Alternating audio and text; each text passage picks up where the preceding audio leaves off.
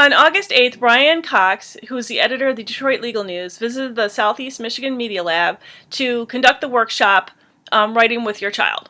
Most of what I'm going to be talking about, actually, um, is for younger kids. Same way that you probably read to your kids.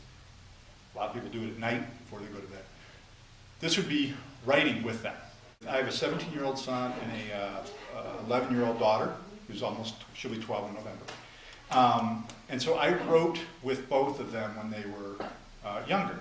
And now, as Valentina pointed out, they wouldn't let me do that. But they used to, and it was great. We'd had this day where we'd gone fishing, and we'd had this trip over to a friend's place, and boy, it was a great day. I was reading to him, and I had it in my head. I was like, man, I want him to remember we had a great day like this. And in a week, he won't. You know what I mean? It'll be gone.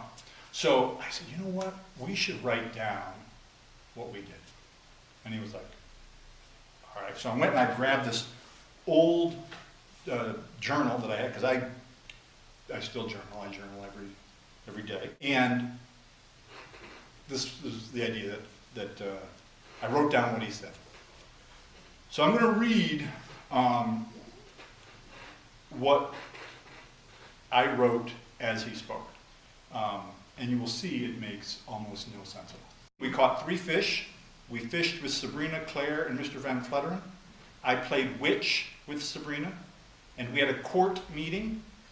And we had to aim our hockey sticks at the guy on the road. I said, woo! Mama is going to have a baby. I don't know where that came from. Papa and I like to play beyond Atlantis. We can go to Maya, Ireland, and China. We can get to Shambhala. We can't get to Shambhala yet. That was our first entry. Elijah was very concrete about what happened during the day. And Annie was earlier developed an ability to reflect about what was important or what things meant. And that started to get really interesting. Elijah eventually did too, because I would start to probe and try and get that out of him. Well, how did that make you feel, right?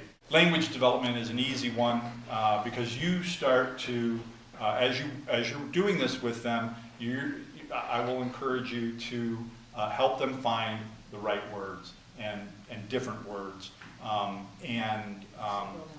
It builds vocabulary. They begin to see how a sentence is written, and we'll do it. I mean, so for example, I had asked him at one point when I was like, what was your favorite food in your lunch? Because instead of saying, how was lunch, which gets the answer of good, you ask, well, what was your favorite food? There's going to be a specific answer to that. It is also going to be a one-word answer. And in this case, it was brownies. So that's his answer. So then what I would write down is, my favorite food in lunch today was brownies. And he gets to see that sentence constructed as I'm writing it, and sees how I take that answer and turn it into a complete sentence. Annie loved trying to write poems. She was into trying to make things rhyme. We had lists in here of homonyms for Elijah. He thought homonyms were crazy cool. So there were many nights, that's all we did. There was nothing, it was just, these are some homonyms, and boom, we would go. If you're doing it with a younger child, you need to remember you're the facilitator. All you're trying to do is grease the wheels. You're just trying to get them to start. And there are going to be things that they just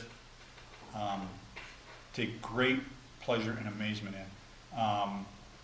And I promise you, particularly with the younger ones at 4, they will love the idea that with his 3 words, tell me about.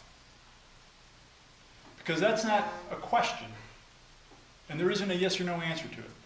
So you can say, tell me about the playground. Not how is the playground, where's the playground. Tell me about this.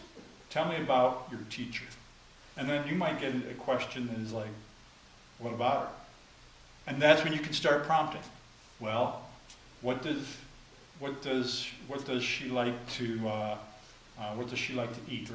Or or does she have any family? Or you can start to, prompt them through that. But you want to start with a very broad, general question, because that's what gets them starting to think about it. Everybody has a different method, different ways of thinking, and they have different ways of accessing their ideas.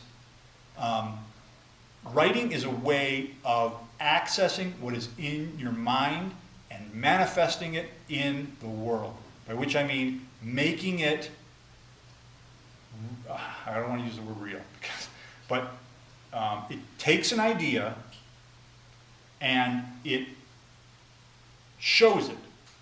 It makes it, it does make it real. It makes it more real than when it's just in your head. Stop by the Southeast Michigan Media Lab at 215 West Michigan Avenue in the Spark East building for one-on-one instruction or for new workshops. We hold workshops monthly and they're free to the public. For more information on the Southeast Michigan Media Lab, please visit us on Facebook. We have a blog on WordPress, and we're also on Twitter at Community Media L.